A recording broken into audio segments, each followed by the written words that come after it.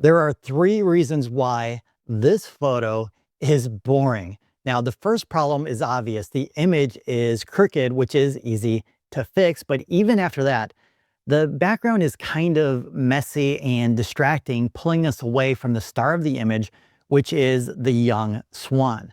Now, the third problem is the foreground is kind of boring as well, with some lily pads just scattered about and some ripples in the water, none of which really pull you into the frame. There's too much empty space there. So now this image is slightly better than what we had before, but there's one major problem with it that I don't like. And I'm going to explain what that is in just a second. So this time the background is blurred out more than it was before. And that's because the star of the show or the image is now further from the background. So even though I'm using the same lens and the same aperture, that background becomes blurred out even more because of that distance. Now, I also like this red foliage in the background because it adds a bit of drama and pulls you into the frame.